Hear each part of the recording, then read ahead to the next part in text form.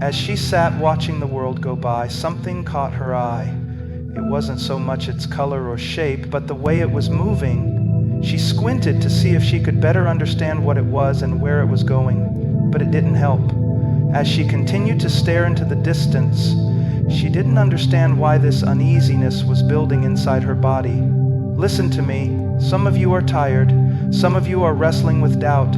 You have prayed, pleaded, and cried out to God, but heaven seems silent. You have watched others receive their breakthrough while you sit in the waiting room of unanswered prayers, and in your heart a dangerous whisper grows, "Has God forgotten me?" I need you to hear this today, not from me, but from the unshakable truth of God's word. He has not forgotten you. He has not abandoned you. He is not late. He is working in ways you cannot see. His timing is perfect. But here's the real question. Will you trust him when you don't understand? Will you wait when every part of you wants to run ahead? Because what we often call delay is actually divine preparation. And those who refuse to wait on the Lord will always fall into destruction. So before you tune me out, before you let frustration harden your heart, I urge you, stay with me.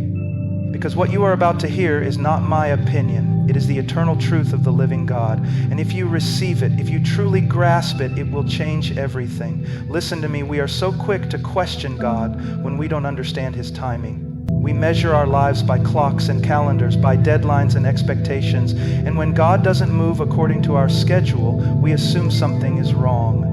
We think he has forgotten. We think he is late. But I tell you this with all authority, God is never late. He is never early. He is always on time. Some of you are sitting in a season of waiting right now. You have prayed and the answer has not come. You have knocked and the door remains closed. You look around and it seems as if everyone else is moving forward while you remain stuck. And the enemy comes in like a whisper saying, if God truly loved you, wouldn't he have answered by now? He wants you to believe that delay means denial. He wants you to think that God has overlooked you, that he has abandoned you, that he does not care. But I tell you today, that is a lie straight from the pit of hell. We must understand something foundational. God does not see time the way we do. We are creatures bound by time, but he is eternal. Before the foundation of the world, before the first star was placed in the sky, before the first breath was breathed into man, God had already seen every moment of your life. He knew the exact second you would cry out to him,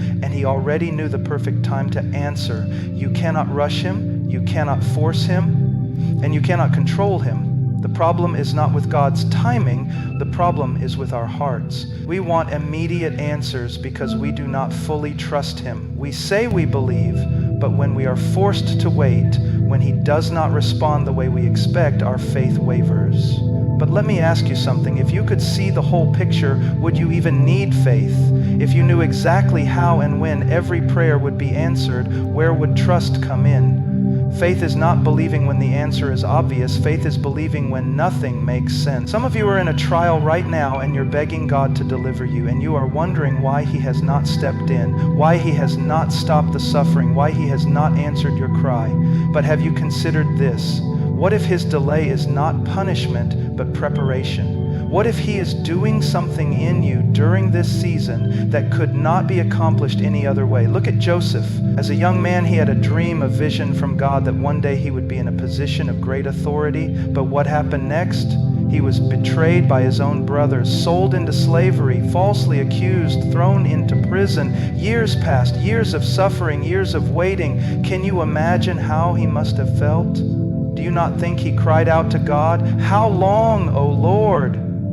Do you not think he was tempted to doubt? But listen, God was not absent. God was preparing him. If Joseph had been placed in power the moment he had the dream, he would not have been ready. God had to refine him, break him, mold him into the man who could handle the responsibility of leading a nation. And when the time was right, not a moment too soon, not a moment too late, God exalted him. Do you see? God's timing is perfect. You may think you are ready for what you are praying for, but he sees what you cannot. He knows the dangers ahead. He knows the weaknesses in your heart that still need to be dealt with. And if he gave you what you wanted right now, it would not be a blessing, it would be a curse.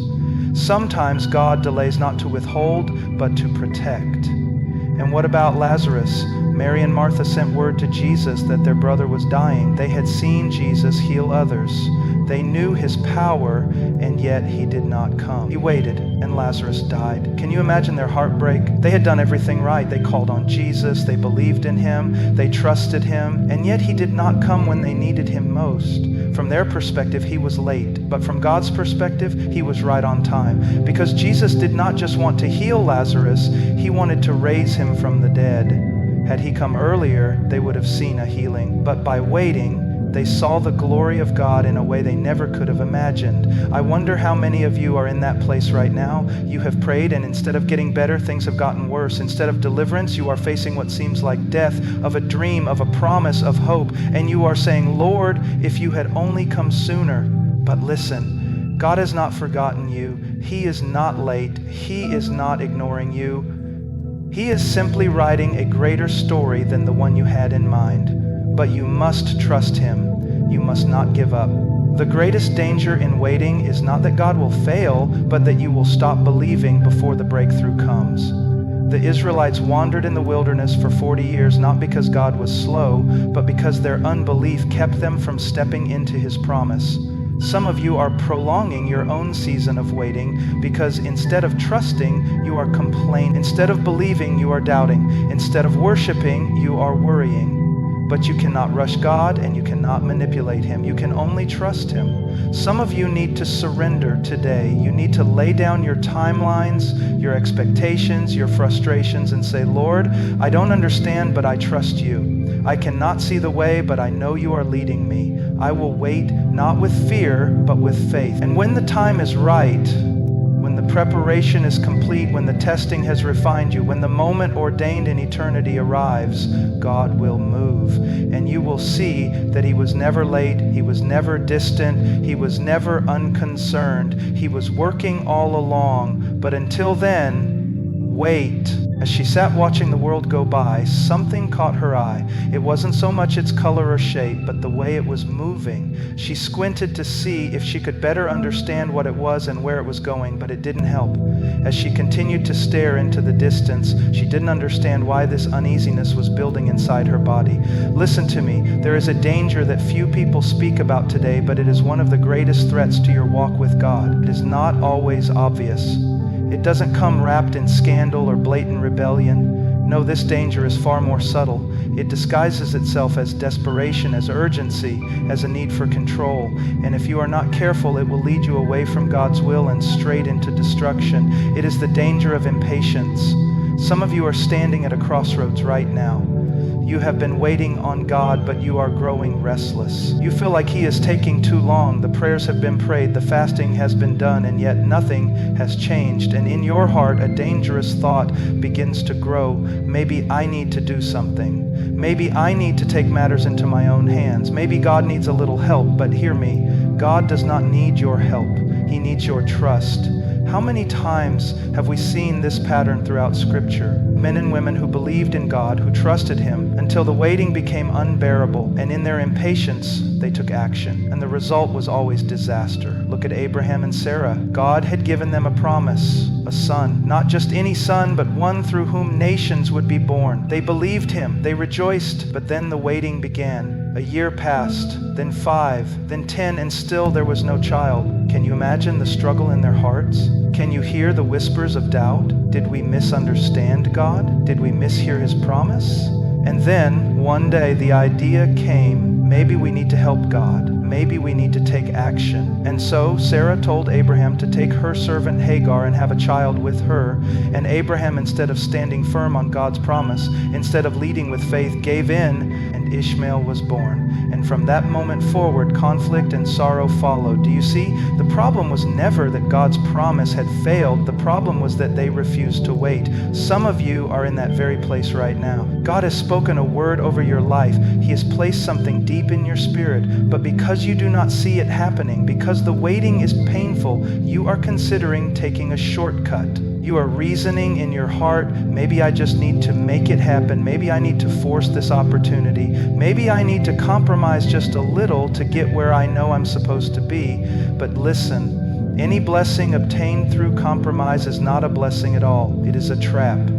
You may get what you want, but it will come with consequences you never expected. How many have settled for marriages that God never ordained because they were tired of waiting? How many have taken jobs, made moves, entered relationships, not because God led them, but because they were impatient? And later, when the weight of that decision began to crush them, they cried out, "Lord, why is this so hard?" But it was not the Lord who led them there, it was their own impatience. And that is exactly what the enemy wants. He wants you to get tired of waiting. He wants you to believe that God's timing is flawed. He wants you to step outside of God's will because he knows that if he can't destroy you through open sin, he can destroy you through subtle impatience. Look at Saul. The man was chosen by God to be king. He had a calling on his life, but in one moment of impatience, he lost everything. God had commanded him to wait for Samuel to come and offer a sacrifice, but Saul looked around and he saw the people growing restless. He saw the enemy surrounding them, and instead of waiting, he took matters into his own hands. He stepped into a role that was never his. He did what only the prophet was anointed to do, and in doing so, he disobeyed God. And what happened? The kingdom was stripped from him. One act of impatience, one moment of refusing to trust, and everything changed. How many times do we do the same? We know what God has said, but when we don't see results, we take action. We move ahead of him. And then, when things fall apart, we ask, "Lord, where are you?" But he never told us to move in the first place. We were never meant to carry the weight of our own plans. We were never meant to build our own paths. And yet some of you are still trying. You are wrestling, you are scheming, you are manipulating, you are exhausting yourself, trying to force something that only God can do. And you wonder why you are weary, why you feel empty, why nothing seems to be working. But it is not because God has failed you, it is because you are trying to be your own God. But you must stop. You must surrender. Some of you need to let go today. You need to stop striving. You need to repent for trying to force God's hand. You need to humble yourself and say, "Lord, I trust you. I trust your timing, even when I don't understand it. I trust your plan even when it looks different from mine. I trust that you are working even when I cannot see it, because hear me, when you rush ahead of God, you miss his best. But when you wait on him, when you refuse to take shortcuts, when you remain faithful even when it hurts, he will honor that. He will fulfill his promises in a way that leaves no doubt that it was him. And when you look back, you will not regret the waiting. You will only regret the moments you ever doubted him. So do not move ahead of God. Do not settle for an Ishmael when he has an Isaac for you. Do not let the pressure of the moment make you forget the faithfulness of God. He is never late. He is never wrong. And when he moves, it will be far greater than anything you could have accomplished in your own strength. But until then, wait. As she sat watching the world go by, something caught her eye. It wasn't so much its color or shape, but the way it was moving. She squinted to see if she could better understand what it was and where it was going, but it didn't help. As she continued to stare into the distance, she didn't understand why this uneasiness was building inside her body. Listen to me, faith is not proven in the moments when everything makes sense. Faith is not tested when the sun is shining and the path is clear. No, faith is tested in the silence, in the waiting, in the moments when it seems like God has turned his face away. And that is where some of you are right now. You have prayed and there has been no answer. You have cried out to God and the heavens seem like brass. You have asked, "Lord, where are you? Why are you silent? Why am I still waiting?" But hear me. God is not ignoring you. He is not absent. He is refining you, because real faith is not about feeling. It is not about seeing. It is about trusting, even when everything around you tells you to give up. Look at the men and women in Scripture who walked with God. Did they live in constant ease? Were they spared from trials? Did they receive instant answers to their prayers? No. They suffered, they wrestled, they waited, and in that waiting, their faith was made real. Abraham waited 25 years for the fulfillment of God's promise. Joseph endured betrayal, slavery, and prison before stepping into his destiny. Moses spent 40 years in the wilderness before being called to lead Israel.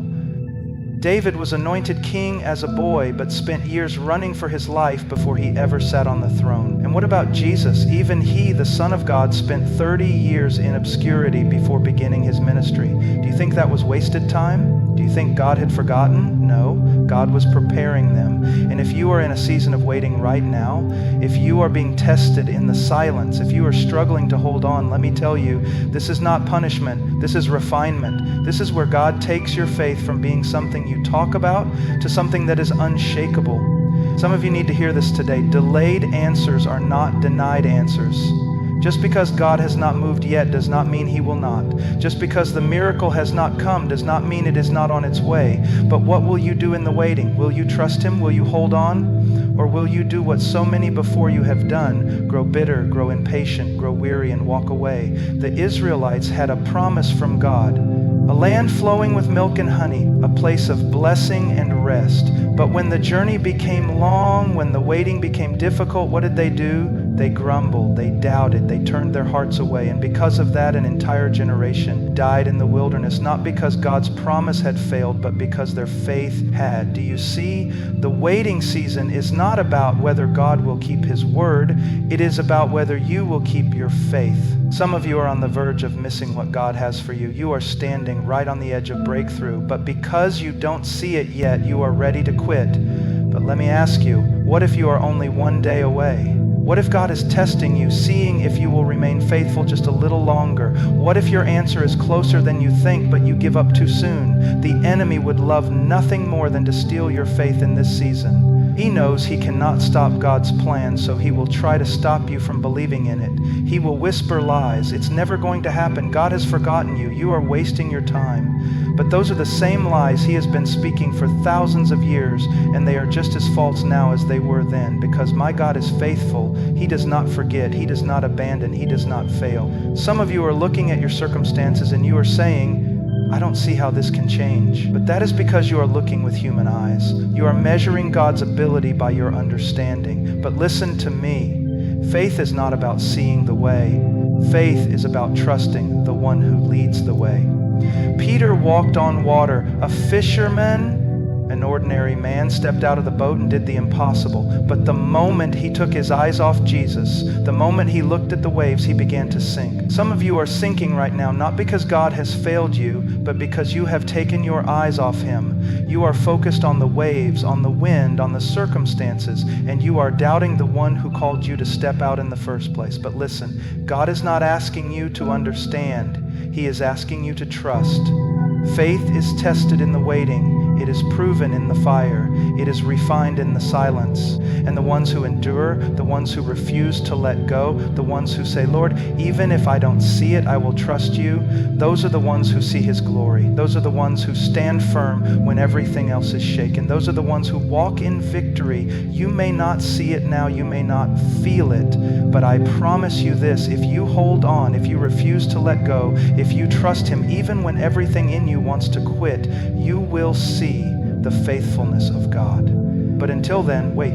As she sat watching the world go by, something caught her eye. It wasn't so much its color or shape, but the way it was moving. She squinted to see if she could better understand what it was and where it was going, but it didn't help. As she continued to stare into the distance, she didn't understand why this uneasiness was building inside her body.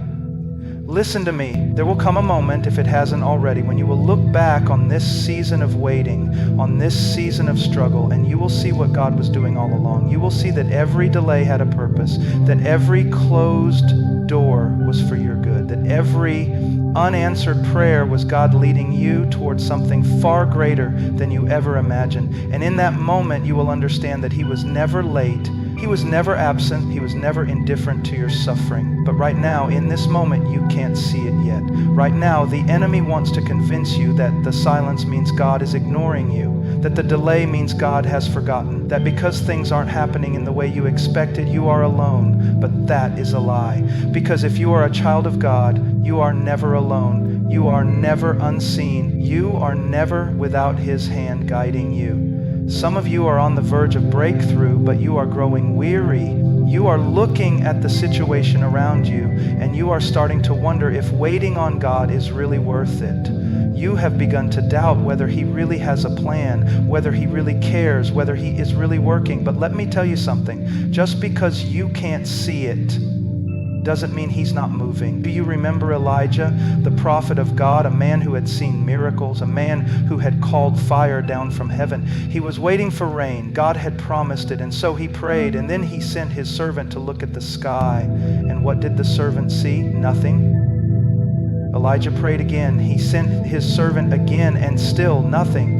6 times the servant went. 6 times he saw nothing, but Elijah didn't stop praying. Elijah didn't stop believing. And on the 7th time, the servant came back and said, "There is a cloud the size of a man's hand." And Elijah knew that was all he needed to see. Some of you are in that season right now. You have been praying. You have been seeking. And every time you look for an answer, it seems like nothing is happening. But listen, just because you don't see the storm yet doesn't mean the rain isn't coming. Just because the sky looks clear doesn't mean God is not moving behind the scenes. But what if Elijah had stopped at the 6th time? What if he had given up one prayer too soon? That is the real danger. Not that God won't be faithful, but that you will stop believing before the promise comes. That you will quit waiting right before the breakthrough. That you will let go of faith right before God moves. Look at the story of Jericho. God told Joshua and the Israelites to march around the walls for 7 days. Not to fight, not to attack, just to walk. And from the outside, it looked foolish. It looked pointless. But what they didn't know was that every step was bringing them closer to the miracle.